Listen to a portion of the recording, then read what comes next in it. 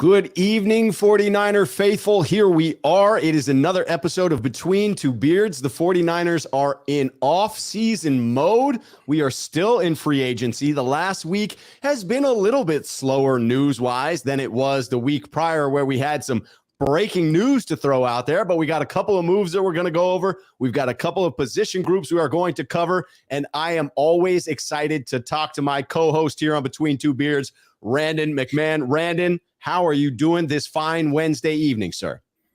I'm doing pretty good, man. I'm 1 day away from vacation time, so my brain is already there. Brain's already there, body is not. So headed out to LA to go watch some hockey. Going to go to see back-to-back games on Saturday, Sunday. Nice. Hopefully it's not dumping rain, which it has been the last couple of weeks there. Hopefully I just get to enjoy some nice, authentic Mexican tacos and enjoy some hockey. So yes, that is, you shouldn't get the rain. I mean, it is happening there. These storms are crazy, but it should be short-lived. I would hope. That would be a bummer if you go out to California for a vacation and it rains on you. In that case, you might as well have come up to Portland, Oregon, because at least it would be a little bit cheaper than going to Southern California. But other than that, good, man. How about you? That sounds like a good time, my friend. That sounds like a very good time. I have been myself just swamped with work. You know how it goes. Trying to keep my eye on everything that is happening for the 49ers and believing that there were going to be additional moves after the initial splashes that happened last week. Really thinking that, hey, like, we're pushing some chips into the middle of the table. This is going to be a big offseason. I expect one or two big names. Those big names have not happened as of yet, my friend. It has not been a very busy rest of the week in free agency. Busy first day, not so busy the rest of the way. Want to say what's up to those that are here in the chat with us. The Gabe Bubba 209 show is here. Raphael 5629ers, Sneakerhead here on the channel, always coming in to say good evening to myself, Randon, the Sneakerheads, and everybody. Darren is in the house. Howdy, partner. Kevin is coming in, Sneakerhead here on the channel, says, so the Niners decided to pull the trigger on another 1 year, more than decent player. Seems a rocky road is ahead next season. Bryant is good, but 1 year again. Could York be behind a make or break season? There are a lot of 1 year contracts going out. I believe that's a reflection on the caliber of players that we are talking about here. I mean, we're going to hit these names in just a little bit, but some of the 1 year players, I mean, Clelin Ferrell's coming in on a 1 year deal. Austin Bryant is coming in on a 1 year deal. A bunch of the guys that we resigned of our own are on 1 year deals. I do believe that we are in for another offseason next year, wherein the statement is, hey, very little cap space for the 49ers and only 30 some players under contract. It seems like another year we're going to have to work some cap magic, Brandon. Yeah, but I mean, this has kind of been the MO, right? Like, they find cheap talent that wants to reinvigorate their career. I mean, if you're a defensive end, like the one we're going to talk about later, and like, oh, how can I make the best out of my career? Let's go to San Francisco, where they turn these people into money-making machines. Right? Like, let's try that, And so let me see if I can earn $10 million on my next contract. Yeah. I mean, you look at, we're going to talk about him in depth, Clelin Ferrell and then, Bryant. And it's like both guys, have athletic prowess. They both were from Syracuse, and like they have opportunities to really show themselves. Ferrell more than Bryant. But, I mean, we'll get into that deep, but I mean, why not? I mean, you're going to the number one defense in the NFL. You're going to be behind a factory where they churn out these guys and then they go make money elsewhere. I mean, you look at how many contracts has Arden Key signed since he left, right? I mean, you got what was the guy that went to Seattle and then came back to the Niners because he couldn't perform as much to try to get another 1 year deal.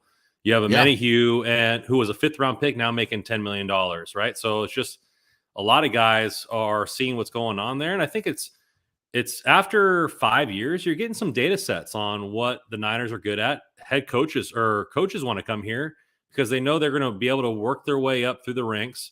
I mean, outside of Wilkes, they've been pretty much promoted from within the entire time and rewarded that people. And they're getting, they're getting rewarded, getting head coaching jobs, getting other assistant jobs elsewhere. And it's just kind of a MO to come to a good organization, get some quality stuff on your resume, and then go make some money.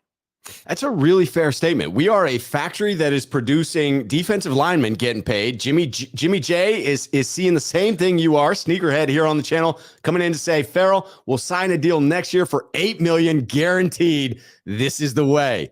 Yes, not with us, as he comes back in to say. That will be with some other team, but he will get himself paid. We seem to produce defensive linemen, linebackers, and coaches for other organizations. And in the meantime, I mean, the frustrating part is that we're not bringing home the Lombardi trophies, right? But we're getting basically as close as you can to that with the production from these individuals.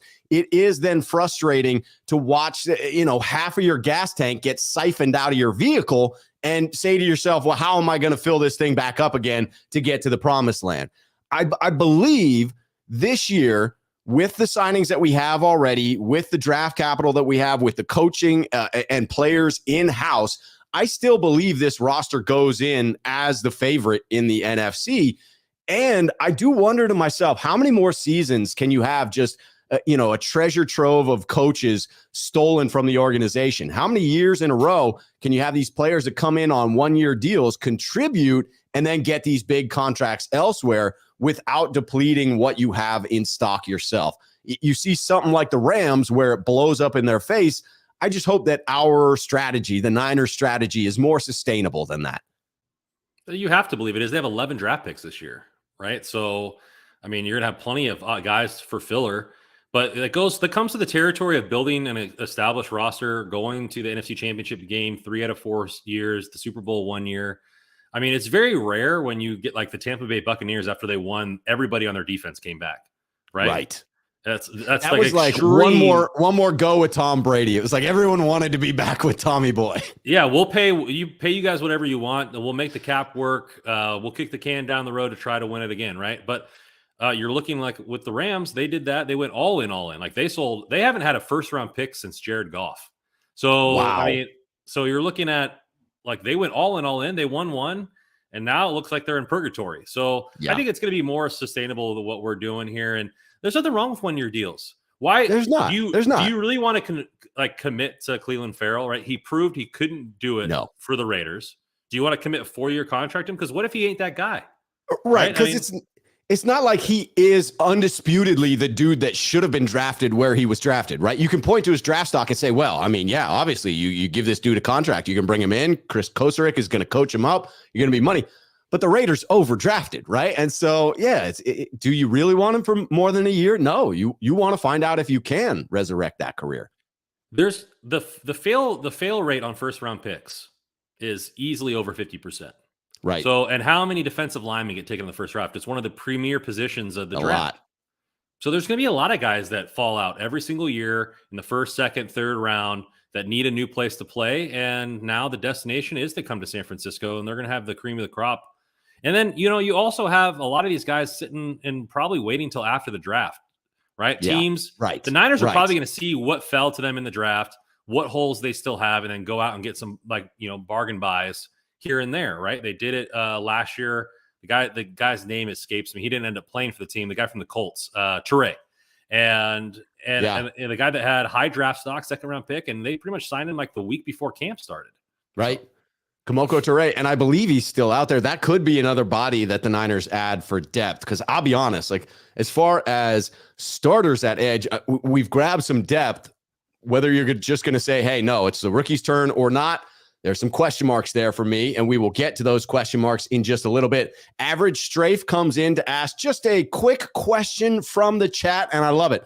How much longer is the Super Bowl window for the Niners? I mean, I have to say it's at least as long as Brock Purdy's rookie contract, right? They cannot redo that one until a few years from now, and so he is going to continue to make right around $1 million per year or less. That feels like prime time to push the chips in. That could be extended depending upon how they structure his initial deal. Again, assuming he is that guy, that what we saw so far is close to or at where he's going to be for the rest of his career, and that the surgery is successful. But that to me feels like at least that long. So at least another 3 years. There's 2 answers to this. One, is as much as long if you have an elite quarterback, it's as long as they're on your team. That's true. That's true. The second one would be your answer is like if you can get competent quarterback play, whether it's Lance or Purdy, and they're under a rookie contract, then the team can go all in. But, you know, I mean, we were going to talk about Aiyuk's tweak later on, but, you know, part of my thing with when we start talking about that topic is the Niners. Feel free to transition right to it. It's our first topic here, so we can head into it, my friend. So my thing is like a lot of people, fans don't really realize that we're probably going to be in for a retool in about 3 years from now. How significant of one, I don't know. But you're looking at Debo is going to be pushing 30 at the time of the end of his contract. George Kittle is 30 this year. Trent Williams is getting old. CMC probably not on the roster at that point. He'll be a 30-year-old running back with a lot of wear and tear on his tires. Right. So, like, that's every single offensive weapon that you have right now. So what is the team going to be? And that's why Aiyuk, I believe, is really important. There's going to be a huge retool on the offensive side of the football. And where do all those weapons come from? Because there's only so much. And I think we'll get, I want to ask you a question after we talk about the tweet.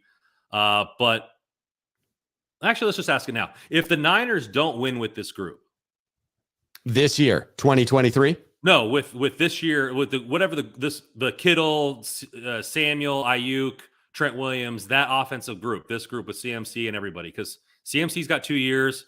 Trent Williams can play as long as he wants because I think he's got 3 or 4 more years. Kill's got 2 more years on his contract. Debo's got 3 more years. If they don't win with this group, would it be a bigger disappointment than the teams from 12 to 14 who didn't win? Or which team do you feel would be a bigger disappointment? I feel like that Harbaugh team where we lost to the Ravens in the Super Bowl, it is hard to beat that level of disappointment. I mean, that was a roster absolutely constructed to destroy that game. It was supposed to be a repeat of like the 94 Super Bowl, right? There was not supposed to really be a chance for Joe Flacco and the freaking Ravens. And yet there I was sitting over the corner of the end zone watching a fade to Crabtree 4 times in a row to close it out after Gore had gotten us down there to the 5. So it's hard for me to say that it would be a bigger disappointment than that. But when you start adding up the premium contracts on each and you look at the names associated with this roster, it sure feels like a star-studded, almost like an NBA team where a bunch of players colluded, came together, and were like, yeah, we're going to meet in LA. That's what it feels like when you look at this roster construction of having Debo, CMC, George Kittle, Trent Williams, flip to the other side of the ball. It's just a ridiculous number of best at their position or top 3 in their position. So as much as it surprises me to say it, if we do not win in the next 3 years, I think you can look at this group and be even more disappointed than that group that happened in the 11 to 14 range.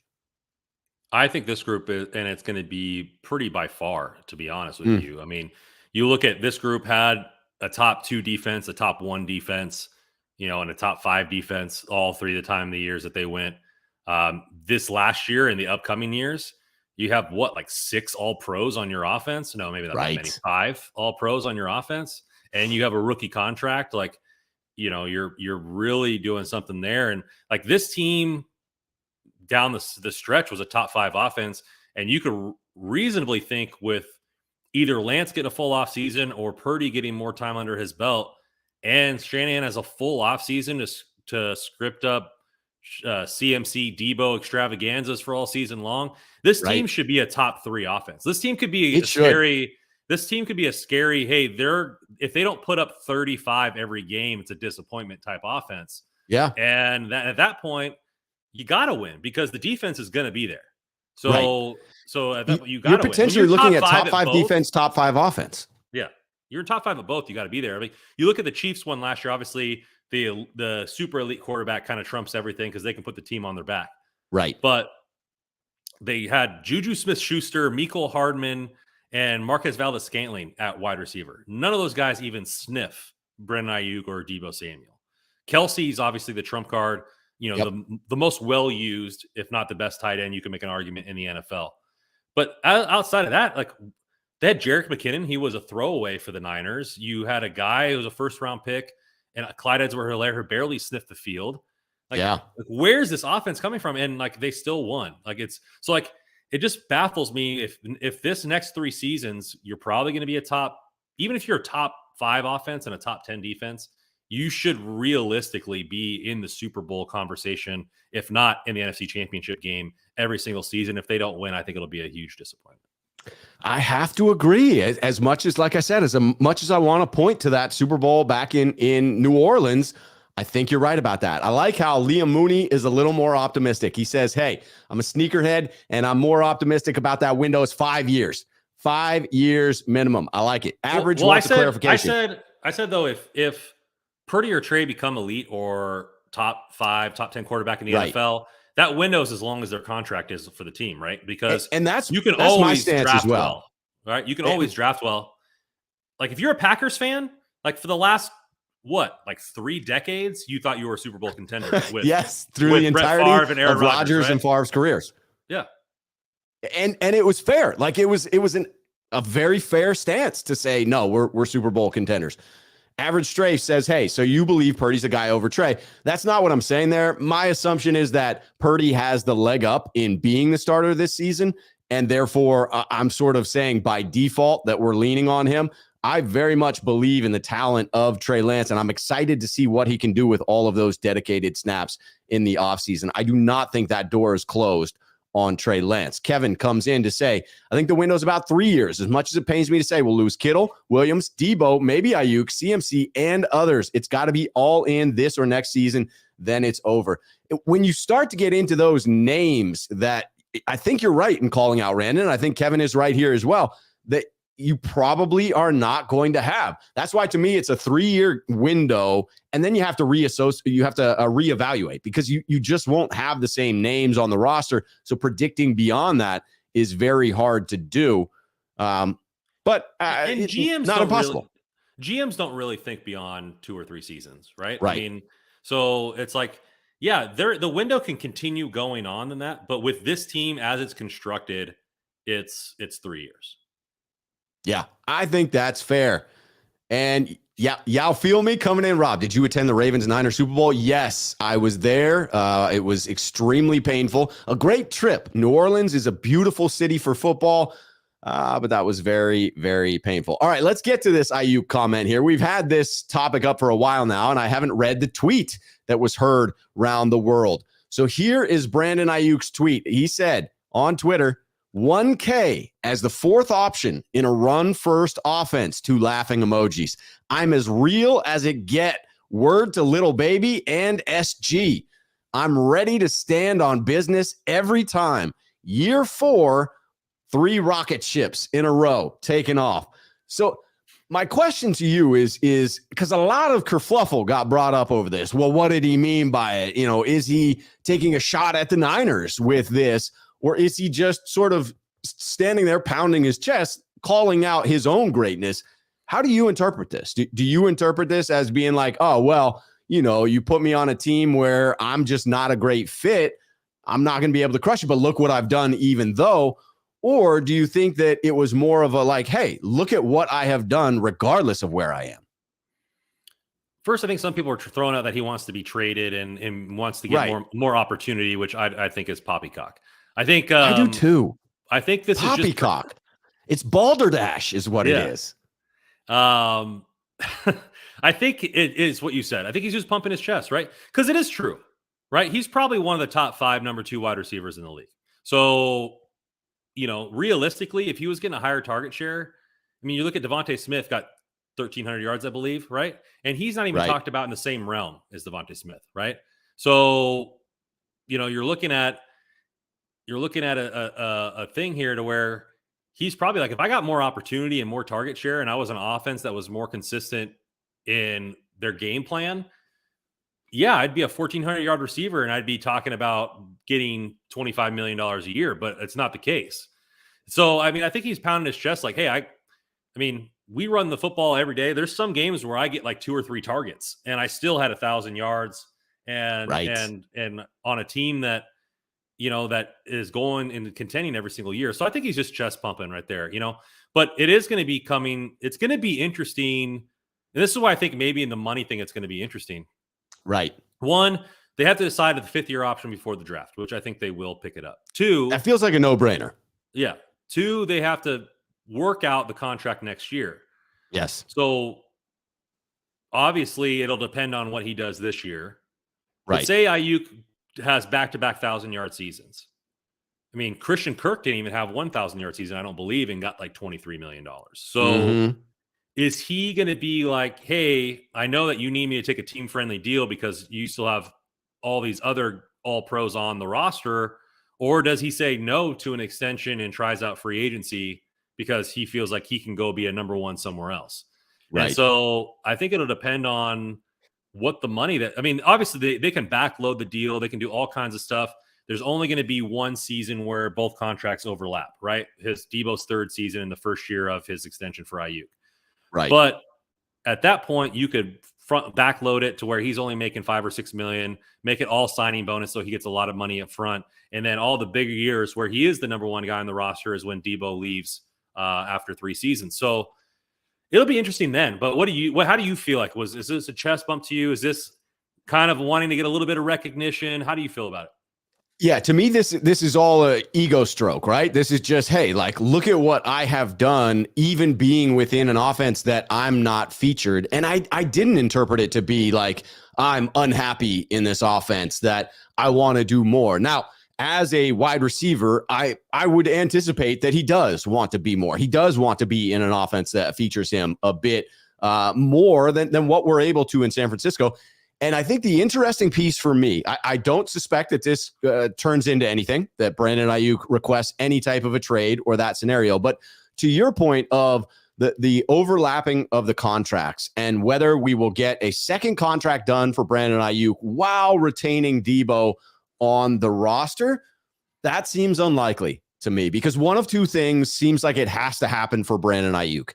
One is he, regardless of how he performs, like let's say that he continues on and does have another 1,000-yard season, but doesn't light the world on fire, right? It's another incredibly good season where it's balanced. It's not just 1,000 yards that he gets, but like last year, it's all about the attitude that he brings, the run blocking that he delivers. I mean, let's be honest, there are very few 1,000-yard receivers that are blocking with the tenacity of Brandon Aiyuk, and that's very essential within this offense. But it does then hurt the stats. So you're going to get to the time for a contract. And this is where I think one of two things happens. One, the Niners admit you are more valuable than your statistics say you are, and we're going to pay you as such. I would kind of argue that the Niners don't have a really great track record of doing that. Or the other way is they piss him off, much like we ended up doing with Debo, wherein you get into the contract talks and you say, yeah, but look at your stats. And that's where he goes, look at my stats. Like, those stats are there because your team doesn't operate through me, which it could. And then it becomes ego versus ego. My hope is that they learn something from the negotiations with Debo. Brandon Aiyuk seems less sensitive than Debo in that way, less concerned about the ego. So I think as long as they pay him appropriately, we can get that contract done. But if we don't, I think we are very likely in another situation where he's upset, he's negotiating with other teams. And in that case, I think it's unlikely you have both Brandon Aiyuk on a second contract and Debo on the team. I think you could do that and just backload the contract. I don't think that's going to be a problem.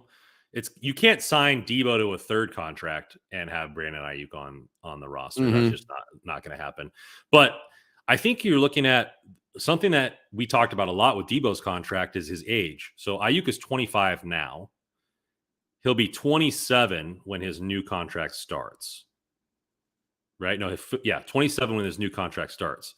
So realistically, like, his second contract is going to have to be his biggest contract, because then he'll be on the backside of 30.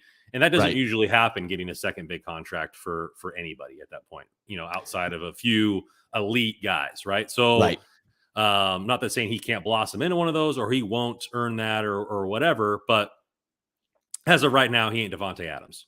So No. so you're looking at like players like DK Metcalf or AJ Brown. When they got their second contract, they were 24. So like they could take a 3-year deal, still be in the prime of their career and earn another contract. Where in this case, he'll be 27. So 3-year deals, he'll be 30. You're probably looking at another thing, a Debo, where the Niners are going to want a sensible deal as far as term, as Right. well as Aiyuk wanting all the bag, because the fact that this is probably going to be his one and only big contract within the NFL. Yeah. I mean, that seems likely. He does need to maximize this contract for that very reason. All right. Talking about players who are no longer with the Niners. Hopefully that's not what we're going to be talking about with BA in the future. Let's give a little nod of the tip of the cap to Jimmy Ward here as the class act that he is, Randon. He, in leaving the Niners, did throw out this post on Instagram. I'm going to go ahead and read it in its entirety. It is a long one. Bear with me. As I sit down to write this message, I find it difficult to express the depth of gratitude and appreciation that I feel for the 9 amazing years that I have spent playing for this organization.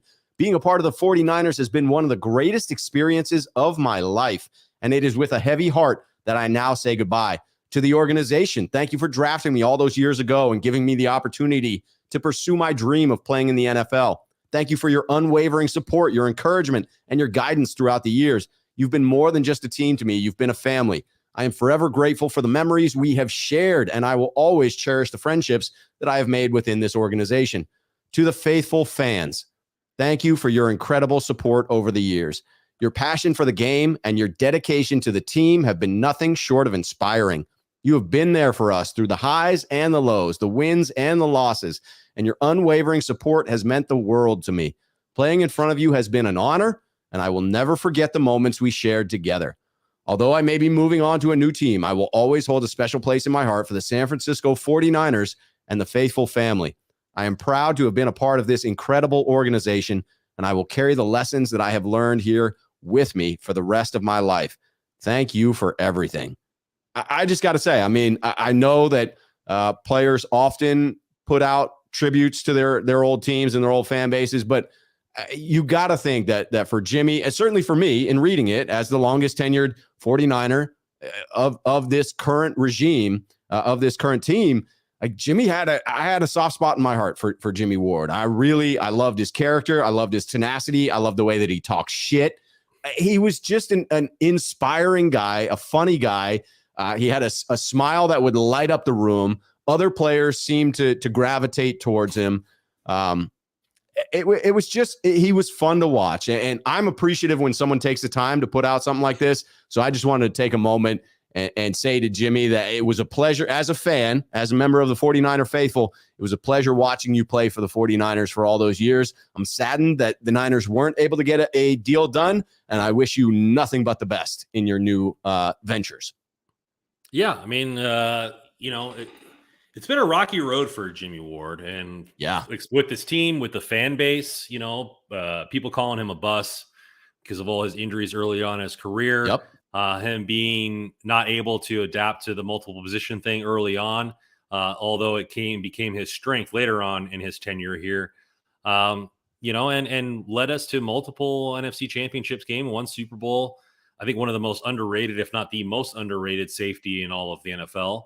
I think he doesn't get his clout because of the lack of takeaways, but how diverse he is as a defender. Yeah. The positionless football, you're looking at a lot of the people that the Niners are bringing in. They're wanting to play on the defensive line at edge and the defensive tackle, and then the DBs have some inside outside qualities, and so he was the architect of that. And that might not always be everybody's strength, but he was able to play safety, come down in the box and guard the toughest tight ends in the game, right? Keeping them under 50 yards, I think, in the 2019 season for everybody. So it's just something that you got to commend. And, it's part of sports. When you're a fan for that long, like, players come and go, they leave. There's different eras of football.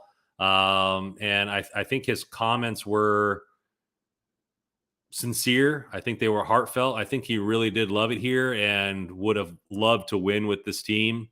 But, it doesn't really always happen that way. And sometimes careers have a way of diverting paths, so to speak.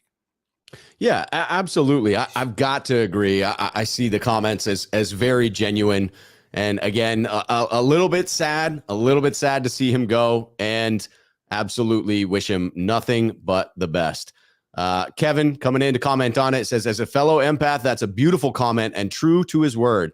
I don't do social media at all, so thanks for reading that out. Heartfelt dedication to a great player. Absolutely. I love bringing those positive pieces of news, like those human elements to this game of football, because we often forget that, it's a game. Yeah, it's important. Yeah, the team is important, but it's made up of a bunch of individuals, a bunch of people. And you have these, families moving across country for new jobs, new exciting careers, letting go of a long time in the Bay Area. And to me, that's a special moment. And I feel like calling it out is the appropriate way to pay that respect. All right, speaking of calling things out, we did have a signing that happened right before the start of the show.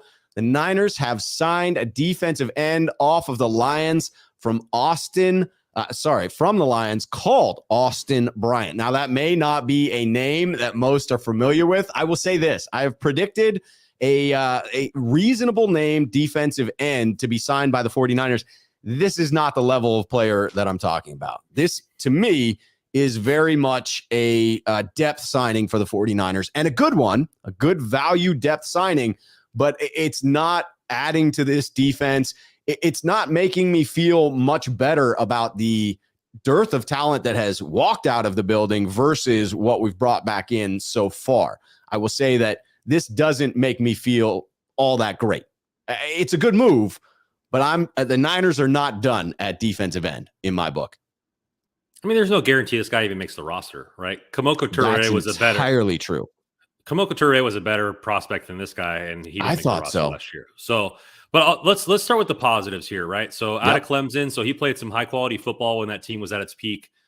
His next gen stats at the combine ranked him in the top 10 in production, athleticism, and total score for that DN class. So his numbers as far as his athleticism are higher than maybe where he got drafted in his production so far. 6'4", 271. The Niners like a little bit bigger the DNs because of the wide 9. They want to be able to have a bigger body to stop the run out there. 35-inch arm, so a very lanky guy. Some of the analysis and overview out of the draft pretty much holds true from what I've seen so far. And so the overview was a long-limbed base end with moldable potential as a rusher, but lack of play strength and balance finds him on the ground way too often. He offers a potential rangy edge rusher with ability to separate away from the tackle and turn the corner. He might not offer up much rushed talent to overcome his struggles at the point of contact. His starter traits and athleticism could be molded, but there's no real consistency there. So it seems like a hey, this guy's athletic. He could be a project and could make the roster as the last player and give us some, hint of production. And those guys you're looking at maybe you want 2 to 3 sacks on the season, that type of player. Yeah, right. And he's very I'm looking for a term here where he does have the long arms. Like he is rangy like that. Yeah. And I mean, he was measured at the combine. You called it out already, but as far as those arm measurements that you called out, that was 94th percentile and 85th percentile as far as wingspan. So he's a little Aldon Smith-esque in that regard. And the Niners have always sort of cherished that long-limbed defensive end because it does eat up more space in the wide 9. It does enable that player to make more consistent tackles. However, from last year, from the stats, that was his weakest point. Austin Bryant was 30.8% in the missed tackle rate. It was the second worst amongst Lions players with 3 or more tackling attempts. So I came in, I watched tape, and when I watched the tape of Austin Bryant, I see talent. I see something that excites me because obviously when you're watching tape of someone that's, played 208 snaps last year, they tend to show you some of their highlights first. And so you see some of those plays that jump off of the tape. And when I watch that, I understand what the 49ers are attempting to tap into here. What concerns me is when I go and do my research on him and I'm combing through the Lions podcast and the Lions articles on him, and looking at, hey, we're going into free agency this year. Who are the players that we need to prioritize signing back to Detroit? And the beat reporter that I was tapping into there, Eric Schlitt, mentioned that, hey, all of last season, he was a bottom of the rotation player in Detroit. Eric went forth and ranked the 18 free agents that the Lions had coming into free agency as far as how important it was to re-sign them. He had Austin Bryant last. Out of 18th, he ranked him as the lowest priority for Lions free agents. Now, all that to be said, the Lions do have depth at edge. Like that is one of their strengths as a team. So being a fringe player here, one with talent that you're still trying to tap into, isn't necessarily a bad thing. And again, the tape, in my humble opinion, screams a guy that has more talent than the statistics would say. This is a huge high upside pick for me that, to your point, I think there's every chance he doesn't make the roster, which is why I say, hey, the Niners are not done at edge. And with the coaching staff that we have in place and the physical skill set that Bryant has, you could see another reclamation project coming out of this one. Yeah, I mean, there's stuff there that you can see the path for him being. Maybe it's a 1-year deal to see how he fares. He probably doesn't get much start. He went, if like this is, we'll just say, I'm gonna like map out best case scenario for him, right? So it's like he comes in, right? You see a lot of the stuff that we talked about, right? He uses his length as a weapon. He needs to be in a defense that is able for him to take a wider approach angle because he really only has that one move. Is where he gets around, uses his length to push away from the tackle and try to use his motor, as you will, to get to the quarterback. So say he does all right, gets a couple sacks, rotational passer, right? His season high ever was 4.5, right? So, if he gets 1 or 2, you sign him again next year if he does good well on the team. So another 1-year deal, and then maybe he gets more opportunity next year, and like maybe he's a multi-year project where right. Cleveland Farrell is probably a 1-year. Hey, I'm coming in to reburst my career and make $10 million or more next year. Right. Where he probably will. Where this guy, if he stays on the roster, is going to be maybe a multi-year type player, or he might not even make the roster because he's not a player that's telling me like, hey, we're done at edge. We don't need to draft anybody or look at a quality free agent after the draft. Like he's not that guy. But there are a lot of positive things that pick in his like skill set to where, okay, like that, I could see him being a rotational piece in the wide 9. Right. Yeah. Rotational piece. Absolutely. I still think the Niners, I'm just not convinced that their plan is to go in with Drake Jackson starting opposite of Nick Bosa. I think they'd like to have a rotation piece in there, someone that sort of complements like a Samson Ebukam, or at least what Samson was intended to be in Farrell, there. Right? That's got to be Farrell. I think they're going to use Farrell much like Charles Omenihu, where he'll be playing, close to 50% of his snaps on the interior. Even with Hargrave, the grave digger himself? I still think so. I still think they're going to love that positional flexibility of flexing players inside. True that Hargrave is you're not going to want to take him off of the field, but certainly with Eric Armstead, you can throw him outside if you want to have Clelin Ferrell alongside Hargrave, and then you bump Eric outside with Bosa on the other end. There's flexibility, and I think that is certainly a positive, especially when it comes to this individual as well. When you talked about size-wise, it does make you think, hey, maybe he can move around. Yeah, I think that my game plan would be that, or my assumption what their plan is that they want to see a second-year jump from Drake Jackson, and they want to get as much as they can of Farrell, and those are their two ends, and they're going to have rotational pieces. Interesting. Because the fact that you're looking at right now, 3 spots are locked in, right? Bosa, Hargrave, and Armstead. Hard lockdown. And then you have Kinlaw, if he stays healthy, he's the next rotational guy inside. So like, I don't think they'll need as much like flexibility guys that go in and out all the time, because last year the defensive tackle position was weak, right? Ken Law got injured early. Armstead was injured for most of the season. You're there with, you needed guys to step up. Where this season, if everything remains healthy, which that's always an if for the Niners. Yes, it is. Farrell would be what, the fourth, maybe.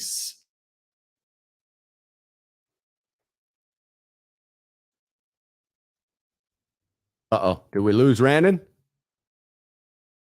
He is frozen. We will wait a moment to see if my man comes back. Oh, he's unfrozen.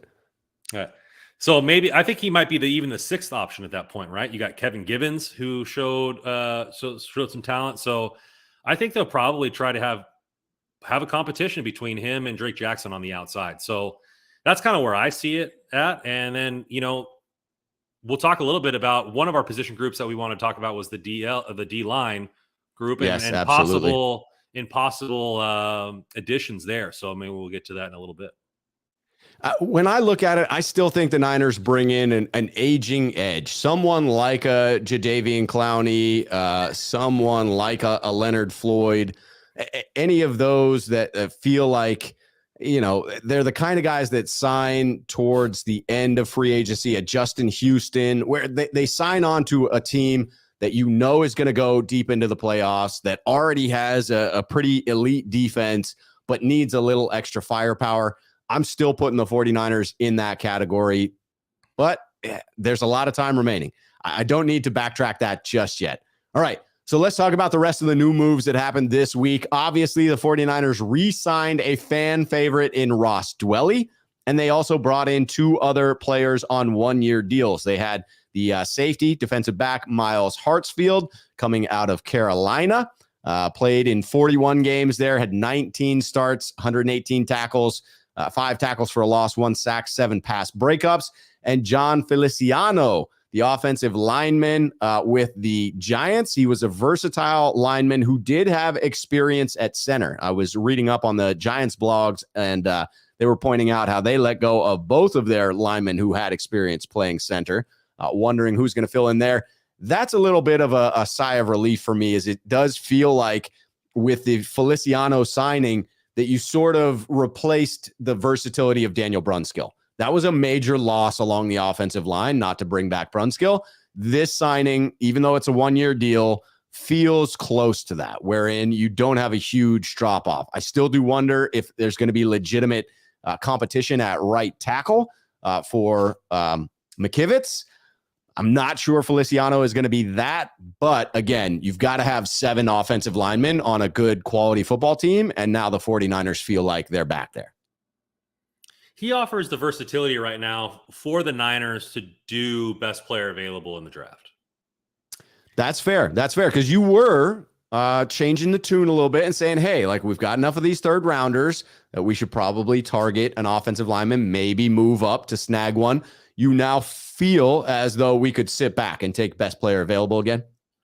I mean, they don't have to sit back. They can go up and get best player available, because there's often time where need meets value, right, in a draft. So what I mean by that, I guess I'll just elaborate. What I mean by that is he has positional, diversity or versatility.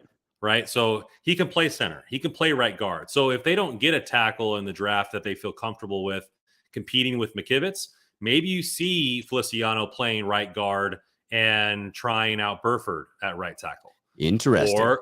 Or they go, hey, we move up. We see a guy in, a lot of the mock drafts having that Freeland guy at a BYU. We see him as a contributor day one. Let's move up into the 70s or the 80s and go get a guy that could start day one. Might not be pretty. He'll take his lumps as a freshman, but he can compete with McKivitz. Burford can stay at his position on the interior, and then Feliciano just fills in wherever he can. So I think it allows them the depth in the draft to go and do whatever they need to do. They don't, and so whether maybe a guard falls to them, maybe a second round talent guard falls to them in the third round, and they draft a legit guard and move Burford out, right? So it really just depends on. It gives them all kinds of opportunities. It doesn't I guess it makes them not have to force a need, even though I do think right tackle is still the biggest need on the team. Yeah. Of the three, of re-signing Ross Dwelley, signing Miles Hartsfield, or John Feliciano, which one moves the needle the most for the Niners? Feliciano by a country mile. I think you're right about that.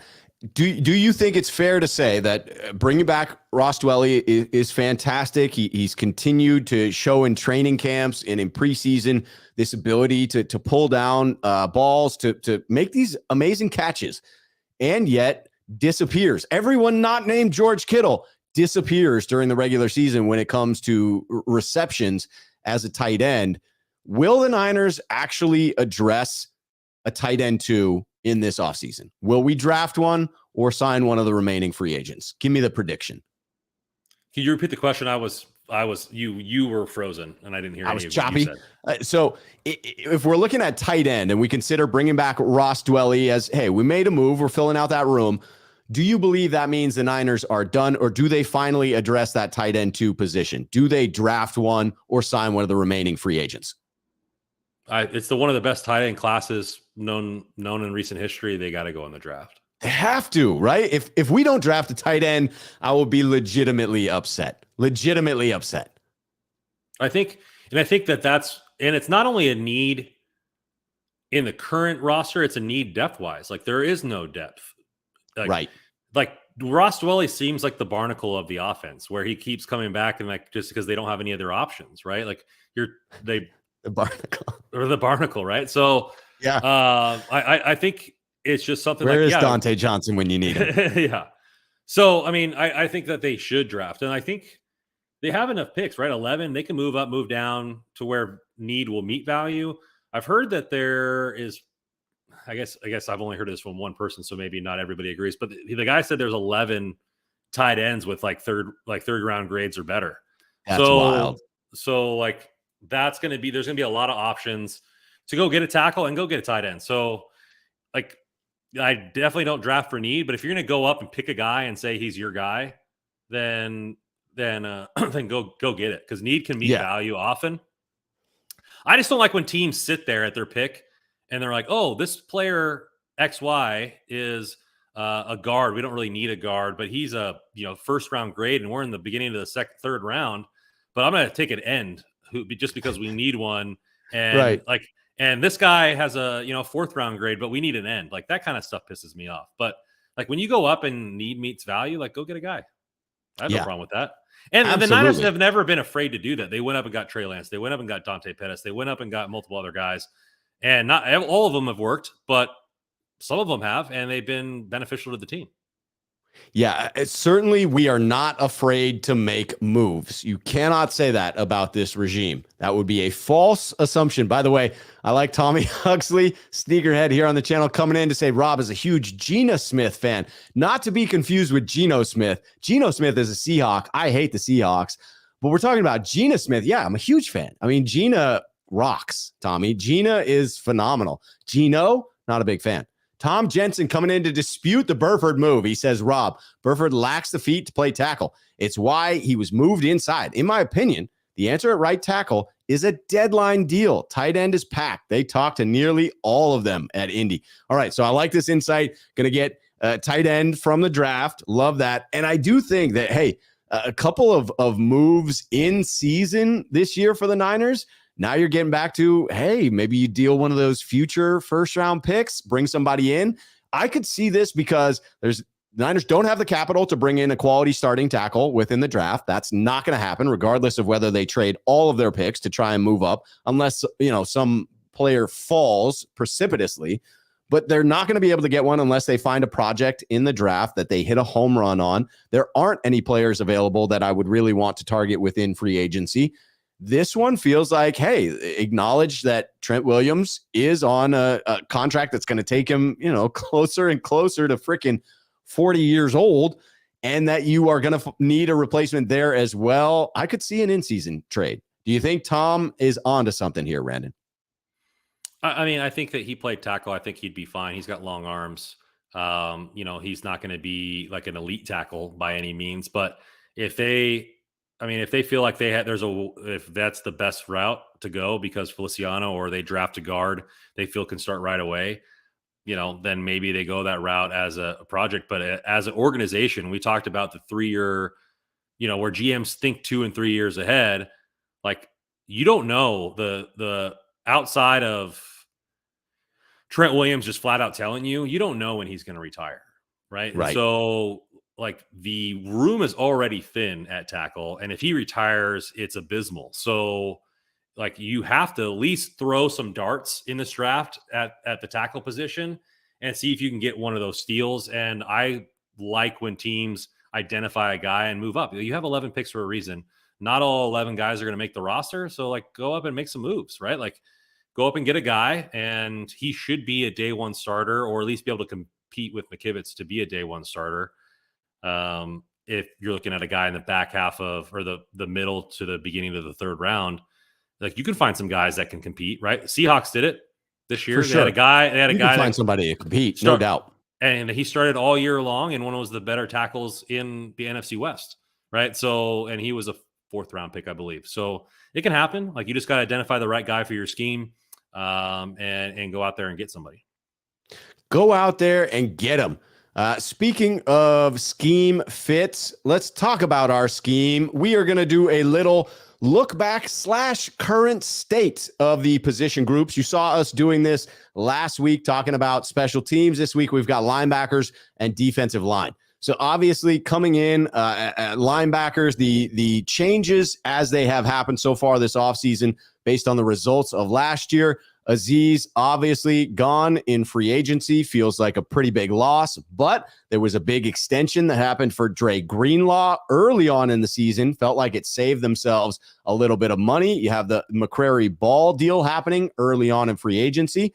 The Niners did not tender our restricted free agent, Demetrius Flanagan-Fowles, but then did get him back for less than the tender would have mandated. So win for Parag Marath there.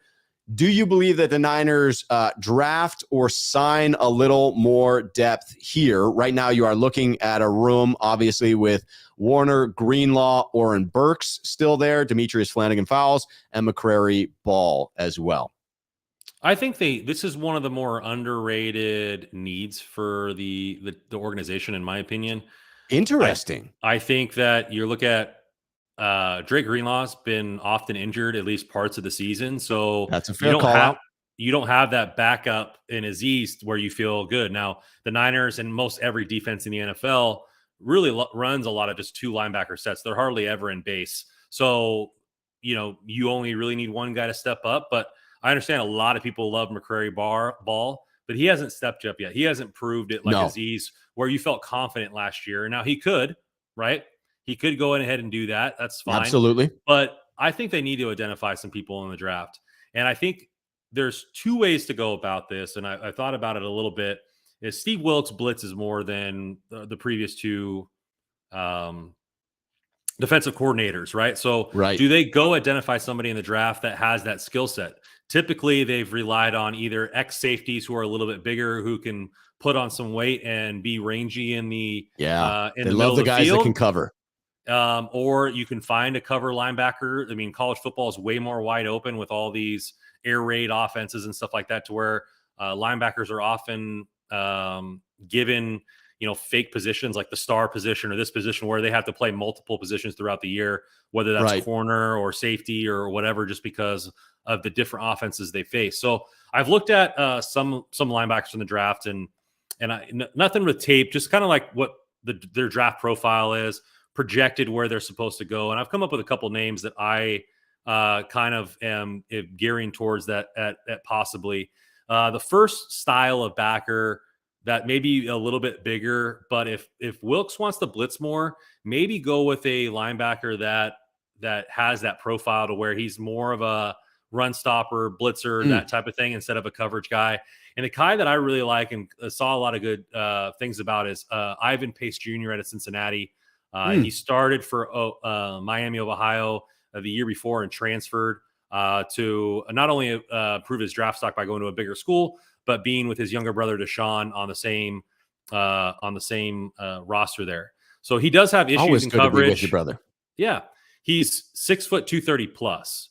But he is not really like a a coverage guy and everything like that. He runs really fast downhill, blowing up linemen, wreaking havoc in the backfield, similar to what you saw a lot of Hufanga do last year. But he's very good at shooting through gaps and bringing down the QB. He had 10 sacks last season as a linebacker. So like you're looking at a guy that maybe you come in a base package, you blitz him there, you give Dre Greenlaw a puff, he blitzes, out of the nickel, that type of thing. Get a little bit more diversity in the linebacker room rather than a bunch of coverage guys, and be able to kind of adhere to what Wilkes has done in the past, which is blitz more from not only the linebacker position but the safety position.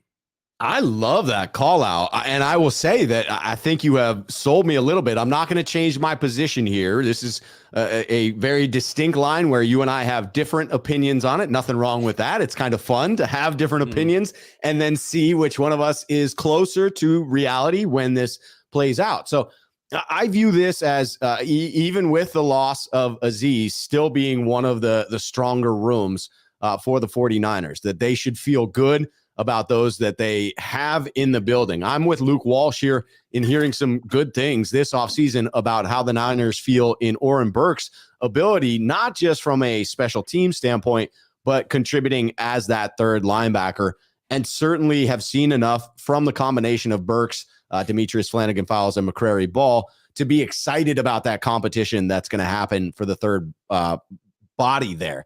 I will say it doesn't feel as locked down, obviously, as it did when you had Aziz there. To your point of the injuries to Dre Greenlaw, having Aziz to step in there felt like you really didn't have a drop-off. I mean, there were games where you could easily say Aziz was outplaying what Dre was doing, and then they flipped back and forth a little bit there. So I think a little bit of a drop-off. I mean, I look at this position group, if we're giving it some type of a grade off of last season. If we're going letter grades, I'm going A. If we're going, out of 10, it's a 10 out of 10 because this was the number one defense and it was an elite linebacker core.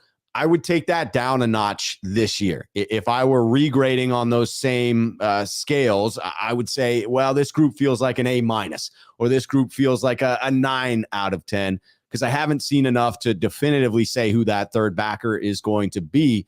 But I feel good about the depth. I would say, I know that you would target a player earlier in the draft. It sounded like. I would say the Niners don't invest anything in their linebackers before the 6th round. No, that's fair. And these guys could fall, right? So like I checked, multiple draft stocks, and obviously the PFF draft thing isn't always correct where people go. People rise or fall all the time. And I'm just saying, their last year's grades, A. I think that you could make an argument that they were the best linebacking core in all of football. That's amazing. But you're looking at, like I said, the 2 or 3 year window, right? I mean, you can get out of Dre Greenlaw's contract after next season, I believe, if you want to. He has been injured at times. What if Ball and doesn't work? Oren Burks is just a special teamer, and you really do need a third guy. Like, are you really asking for this? Are you really asking for this guy to start this year? No, maybe you sit back and take the best player available in the 3rd round. Maybe it's a project in the 5th, but Dre Greenlaw was a project in the 5th and ended up working out. So you're looking at other guys that might be there, falling depending on where and what teams have them. This guy from Cincinnati might be one of those guys where they're able to he's able to offer something different in the linebacker room, and able to maybe learn those types of skill sets going forward. I'm not sold on McCrary Ball. I'm not sold at Flanagan Fowles at an elite level to where he can start.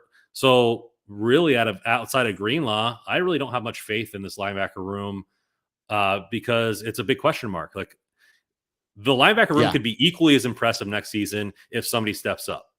But that's the big word. It is going to require someone to step up. I think that's a definitive statement. Couple of comments to get to, and then we talk defensive line before we close out. If you enjoy the content, do Randon and I that favor and smash that like button for us. Also know that Randon does a fantastic hockey podcast, and all the information for said podcast is down below. Johnny Robinson comes in to ask, hey, do we even have a 1st round pick in this coming draft? No, Johnny, we most definitely do not have a 1st round pick. We do not have a 2nd round pick. We do not have any picks until the 3rd round, wherein we have 3 in the tail end of the third round there. Kid Clientele is with me on, hey, there are a couple of big name edges left. He says, get Yannick or Houston, please. I would take either one of those. And I just want to shout out JT56, our resident Eagles fan, always super respectful within the chat, even after that painful debacle that was the NFC Championship game. Coming in, there was some chat about trading BA or Debo. He's like, hey, man, I'll swap that 30th pick for Debo. I don't think we're making that trade, JT56. We appreciate your offer, and we will hang on to Debo for just a little bit longer. All right, Randon, let's close this thing out talking about... I still had one more linebacker if I could. Yeah, absolutely. Add in another linebacker here. Okay, so I was looking at another guy that might be there, and he's kind of been climbing, so I don't know if he'll really be there. But it's a guy out of Texas here, Demarvion Overshown. A guy that is 6'4", 224. He had a lot of issues as like a stack defender against the run, but he has really good length in the pass game, good speed, agility, a little bit some tackling inconsistencies, but he's kind of in like that third round area right now. Will he drop? I don't know, or will he stay there? But it kind of a guy that is an athletic guy who they can kind of mold. Kind of reminds me a little bit of Fred Warner, as it was just raw athletic talent. And he said, I got molded in to be a linebacker, right? And so it could be something that works with a shot there, but he's a little bit faster, a little bit more rangier, where they like their coverage guys. Will they go safety, a bigger safety, and make him play a linebacker? Right. They've been doing that a lot, and I didn't really scout any safeties yet. So, but out of the linebackers there, he's ranked in this profile in the top 10. Had pretty decent combine, played in a big conference, and was a multi-year starter there. So I think that might be another option there. Mr. Overshown from Texas in the third to fifth round, depending on where you see him there. Right now, a lot of mocks have him going right around pick anywhere between 100 to 150. So I think that's not impossible for him to be in that area. 100 to 150. Hey, the Niners have 4 picks in that range. They've got pick 99, 101, 102, and 155. They also have 164 if he happened to slip there. So we've got 3 third rounders, 3 fifth rounders. If they use any of those, even the one at the tail end of the 5th round, pick 173, I would say if they use any of those at the linebacker position, then I was wrong about how the Niners feel about that room. Because I think it is locked down to where it'd be surprising to me if we use a pick before the one we have at 216, which is round 6, and then we have another 4 in the 7th round. I wouldn't be shocked if we used a 6th rounder or 7th rounder on bringing in a linebacker. I will officially tip my cap to you, sir, if we use one prior to that. I think that is the Mendoza line, if you will. Yeah, I think it'll just be where they think how grave the need is, right? If it's a 6th or 7th or undrafted guy like Aziz or whatever, and like, oh, we need to bring in some more projects because in the future we'll have a need for this. If it's a 3rd or 5th round pick, I think that they're like, hey, they want to bring this guy in to be one of the 4 or 5 guys, right? And so we'll see how they feel about the position group, and and they've made changes, right? The assistant GM that went to the Titans said that they had a linebacker on their board. They were about to pull the trigger on a linebacker. Somebody pounded their chest for Eli Mitchell, and they adapted and said, hey, Eli Mitchell is way better than a 6th round grade. He's a 4th or 5th round grade for a running back. It's not really a position that we need, but he's the better player. Let's go draft him. And it ended up working out for the Niners. Maybe there'll be a linebacker in this time in that situation where he's a way better player, and they're going to pick talent over positional need. I would take it. I trust, if there's a position I trust the Niners to draft, it is linebacker. They are a university for linebackers, coming in at value, turning into phenomenal players, and then earning themselves a deal. Not quite the same factory as the defensive line, which we hit now, where players can come in for 1 year and get themselves $10 million per year on their next deal, as Clelin Ferrell, you would think, is going to do for himself there. But this one, to me, the theme of the defensive line is more losses than additions. The losses to this point, 5 names there. talking about Samson Ebukam, Charles Omenihu, Hassan Ridgeway, Maurice Hurst, and Jordan Willis. We were able to retain Kevin Givens and T.Y. McGill, both back on one-year deals, and we were able to add in Javon Hargrave, Clelin Ferrell, and Austin Bryant. When I look at the names going out versus the names coming in, I think that besides depth, we got better at defensive tackle. You brought in Javon Hargrave. The dude is a beast, and that's phenomenal. And so I think it solves for an issue on the starting four. I think it adds an Iron Man, right, who's going to play a monstrous percentage of snaps, unlike Kinlaw has been able to do to this point. He's going to be able to get after the passer from the interior. We've had a stagnant interior pass rush. So that one was huge. And to me, offset any concern I had in losing Hassan Ridgeway and Maurice Hurst. But when I look at the combination of Samson Ebukam, Charles Omenihu, and the snaps on the edge that Jordan Willis gave, and then I try to replace that with Clelin Ferrell and Austin Bryant, to me, those don't add up just yet. To me, we're still down. So D-line, again, number one defense in the league that we're talking about here. D-line to me would be another A unit from last year, or a 10 out of 10. You had Bosa. Maybe it's not fair to go 10 out of 10 because they missed the sack number that I wanted them to get to. But when you look at what they were able to do in its entirety, I think that is fair. That, again, you're looking at a unit that deserves to be praised. Right now, I think it takes a bigger drop than the linebacking unit does. This, to me, still needs attention. This position group is not at the level it was last year. Better as starters, depth is hurting. All right, I disagree with almost everything you said. So I love it. Let's get into it. I think they're better this year. I think that when you have like your pinnacle players play more often, right? That's a fact.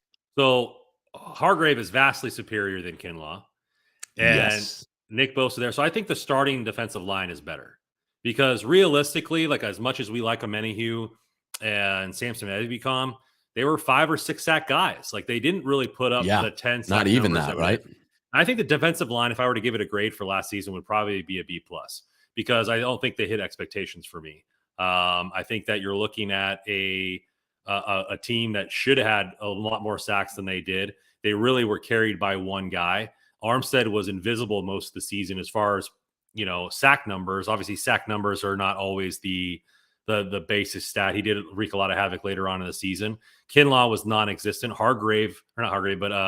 Hassan Ridgeway wasn't a pass guy. You really saw them miss the pressure from the interior and DJ Jones last season, and you're going to see that go up. Hargrave, like we mentioned on the last podcast, over the last 2 seasons, he's number 1 in pressures from the interior. And that's, a pressure percentage, and that's over Aaron Donald. Now, obviously, Aaron Donald was injured for most of last season, so that might have tilted the scale a little bit. But, he's a dominant interior, not only run blocker, but pass rusher. So when you put him next to Bosa and they take on the entire half of an offensive line, I think they're going to even have more opportunities for the edge to step up this season than they had in previous seasons. And so realistically, if you have 3 starters that are locked in and you have to find one guy to step up, whether that's Jackson or Clelin Ferrell or whatever, or you just are okay at that position, I think they're vastly superior at defensive tackle. And I think that really makes up for it. So I personally like the defensive line better this season, but that's just me. God, I mean, if I were unbiased, if I had come into that and listened to my take on it and then listen to yours, I'd be like, well, Randon's right. I mean, clearly Randon made the better case there. So you have swayed me a little bit because the most compelling part of your argument, and I'm not coming over to your side, I'm still sticking with it. The Niners aren't done here. The depth does matter. I'm not swinging over to the dark side just yet, but what I would say the most cogent point that it has sticking power, man, is the starters matter. The starters matter more, right? The percentage of plays, the percentage of snaps that the starters are out there, even for the 49ers who like to use these, speed packages that they bring in, the constant rotation of keeping players fresh. It still is the lion's share of snaps going to those starters. And almost regardless of who you plug in there as the fourth, assuming that at worst it is a second-year player in Drake Jackson, I look at that starting lineup versus the starting lineup last year, I have to agree with you. Hands down, better. Where I'm still concerned is that depth. If you look at how that will impact the statistics or the ability of this defense to actually stop opponents, it's probably less concerning. It's still needed. You have to have that depth. You have to have those rotational players just in case, just for those games that go down to the wire. And you are probably right about, statistically speaking, I bet this line does outperform the line from 2022. And so with that, I have to concede you made the better point there, Randon. Even if I don't agree with you, you made the better point. Tip of the cap, my friend. Yeah, I think it's just going to be something along the lines of needing one guy to step up. And whether if Drake, like, now here's where the ifs are in very much in this defensive line's favor, right? We already know last year was if Kinlaw can step up, then this line could be really good. Right. Well, he did not. He did not. And then Ebukam didn't take the step that he could have taken. And Nope. Amenihu had the pressure numbers and the win rate and everything like that, but it didn't equate to the raw sacks. Right. So, you look at that, I think there's only one question mark on this defensive line, or one position, which is end. So if you can get one guy to step up, and now you have a complete defensive line, a la, 2019, where you had, D Ford opposite of Nick Bosa, then you're talking about a lethal pass rush, right? You're talking about a way to get after it. And Drake Jackson, hey, sit on the front porch of Bosa until he lets you in, because you need to figure a way to get in shape, my man. And hopefully he takes a page out of Aaron Banks's playbook and hey, this is a lot harder than I thought. I need to take care of my body and move forward and really become a professional. And hopefully he takes that initiative and comes into camp yoked and ready to go. Yeah, I hope so too. And I also think that there are a couple of savvy veteran edge players that continue to contribute, at least on the fringe, in significant ways, whether that's a Leonard Floyd, Melvin Ingram, a Frank Clark, I don't like quite as much, but Justin Houston. To me, all of those names, you bring them in, they're able to contribute, probably not more than a 4 or 5 sack a year guy, but they do contribute at that level. They're at the tail end of their career trying to get that chip. So oftentimes the money that you bring them in for is less than an improving player. And you get that second-year player, Drake Jackson, paired up with a savvy vet that hopefully, much like him waiting outside of Nick Bosa's gym, the Bosa Brothers facility, hopefully having a veteran in there would help him as well. So I see the Niners adding one of those pieces, and I think once they do, this defensive line becomes complete. And I do believe the case that you made for it being statistically more productive than the one last year. So I concede the last point of the show to you, Randon. Yeah, I think you're looking at a possibility of them waiting for that move until after the draft, right? Defensive end falls to them. Defensive end falls to them in the third. They really like the guy. They want him to compete with Drake Jackson and Cleveland Farrell. Then maybe they don't go out and get another veteran. If they don't get a guy that is really expected to compete right away, then they see who's left there in the bargain bin and brings in that veteran. And I'm okay with that, because realistically, it's hard for the defense to stay healthy for all 17 games, including Nick Bosa. And if he goes out, that defensive line is on the end portion is abysmal. So you do need maybe another veteran in there that can compete. Yeah. But I think this is going to be solely based on the draft. I think the guy that has been floating around quite a bit lately is that I've. He was just about to reveal a key edge that we're targeting and then froze up. That is suspense, ladies and gentlemen. That is absolutely suspense. We'll give it just another moment for it. Oh, he's back. It was suspense because we were waiting on the name, but then you froze up.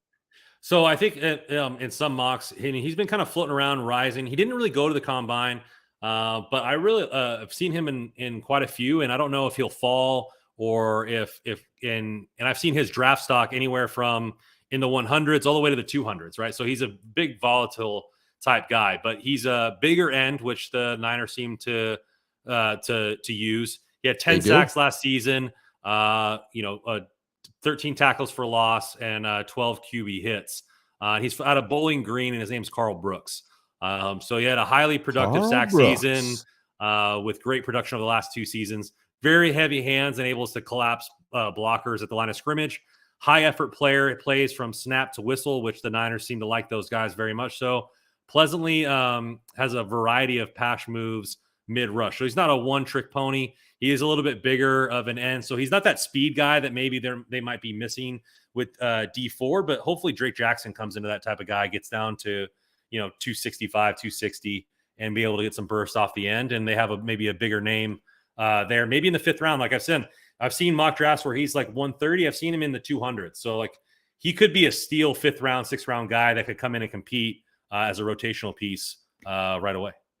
You know who else is in that speed vein is Austin Bryant. When you watch the tape of him, he does have that get off as well. And I do think that unlocked something else for the 49ers defense. When they had a speed rusher like Ford, it was just different in 2019 when you had the collapsing from either side. So the Niners have enough draft picks with 11 that they should be taking some of these stabs, right? They should be taking some of these players that you hope they turn into who you want them to be, right? They're projects, so to speak, and they fall because of that. I think the Niners have enough picks that they have the luxury of adding some of those guys, and they have the coaching staff there that is quite adept at coaching them up. Fantastic. This has been a phenomenal show, Randon. Here we are just coming around to just over an hour 15. Phenomenal show. We will be back again next week. We will continue to go through what's happening in free agency, any relevant 49ers news, and continuing to go through the position groups, getting through the secondary and heading over to the offensive side of the ball. Randon, as always, an absolute pleasure hosting the show with you, my friend. It's always a pleasure, my man. And I hope you have a good rest of your evening. Why, thank you. And you as well. That's how we do it here. We bid each other farewell and a fantastic evening. Cisco 1946 coming in to say, great show, gentlemen. Cheers. Cheers to you as well. To anyone watching, hit that like button on your way out. And you know the drill as this thing comes to a close, everyone. Cheers, faithful.